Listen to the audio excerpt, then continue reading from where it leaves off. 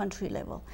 Actually, from that perspective, when we look at Iran, violence against women is institutionalized, legalized, promoted, and forced in the modern Iran by the regime. That's what's so different in Iran than the rest of the world. Because that's not traditional for Iran. No, we don't have that. And actually, when we go back, as I said, the constitutional movement, we have women who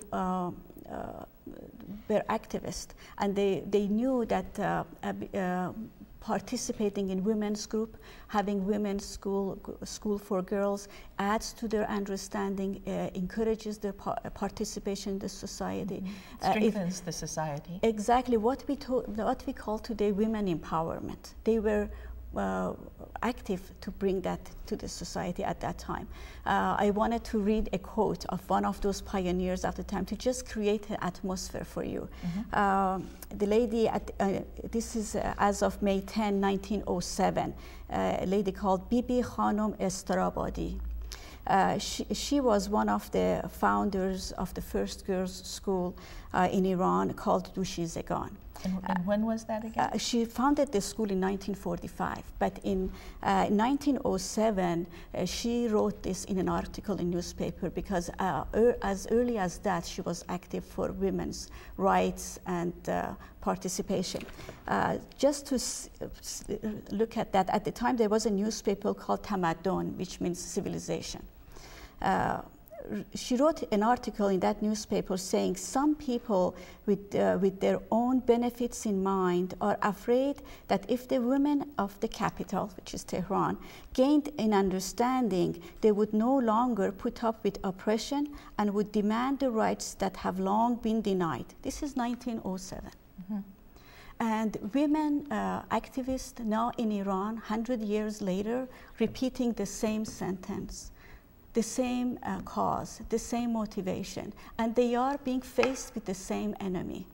At the time, they were the oppressors, primarily represented by the clerics, and who wanted to stick to the traditions that definitely would take away the freedom of choice from people, including women.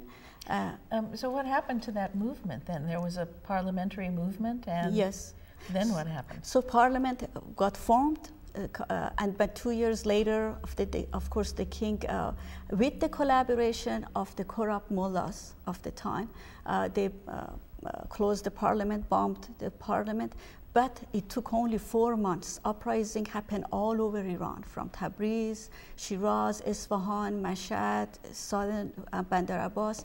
Uprising happened all over, and the freedom fighters came to the capital and reconvened the parliament and pushed back the corrupt king and the corrupt mullahs at that time. Who were already beginning with terrorism. Yes. So you see, and then we have many of these struggles. Every time people got together, got motivated, and they were willing to sacrifice and formed and got organized, they made a lot of progress. They moved forward. They passed laws.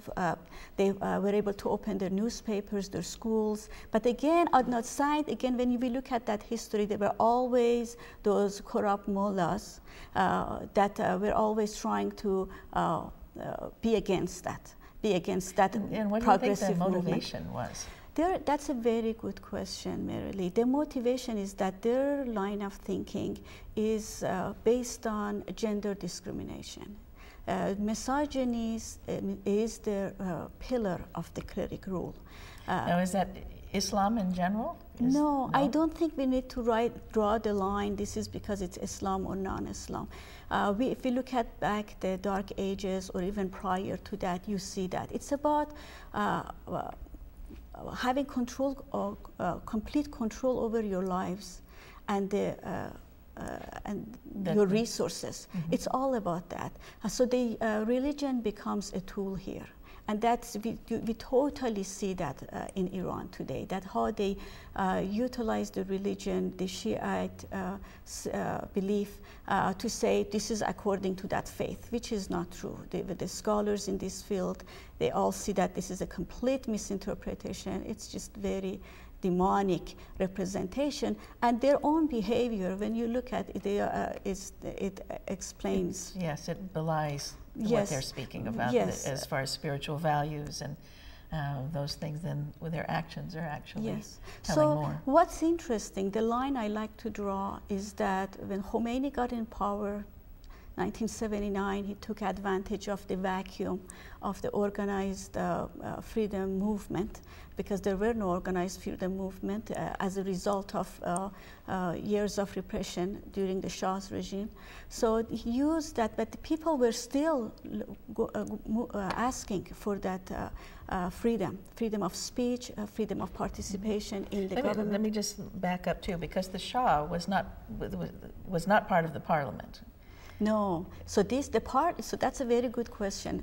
Actually, the parliament that got formed in 1907 was called Iranian National Parliament, and it emphasized that it needs to be a representative of all the ethnic groups, regardless of their religion or race. When Khomeini got into power, they dismantled the previous parliament and they called it Islamic parliament. So automatically they started taking these moves to crystallize the power under a select group of the mullahs. So there was already a parliament and a declaration in place. Yes. 1907. 1907. And then the coup that we know now was supported by the CIA to install the Shah.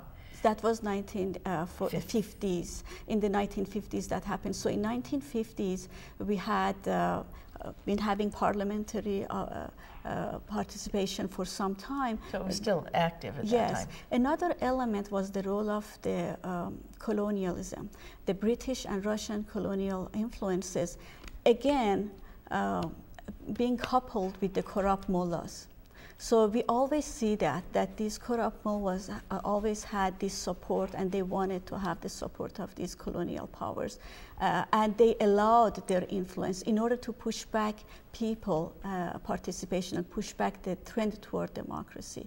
We see that very clearly. We see that how mullahs opposed Mossadegh and his progress plans. Mossadegh was the Mossadegh was actually the prominent democratic prime minister we had in 1950s, that he came to power with the popular uprising. So it represents that in our Iranian recent history, that Iranian people have been struggling to gain democracy. That was, the constitutional movement, a big achievement. The rise of Mossadegh to power was the next big achievement. And then with respect to women, women protested to have right to vote. And that happened after that. Again, mullahs opposed that. So we see in every one of these significant milestones that Iranian people progress toward democracy. These corrupt mullahs are standing against the people.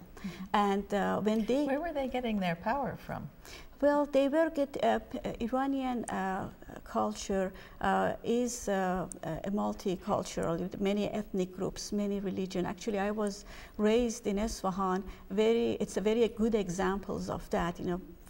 Many friends who were Armenian, who were Jewish, who were Baha'is, who were Zoroastrian. I mean, you could easily find members of those faiths in your neighborhood, and you would be friends, or you will meet them in schools. At least I did. And you could, your belief, your religious belief was yours personal, and then there are traditions, programs, depending on the families.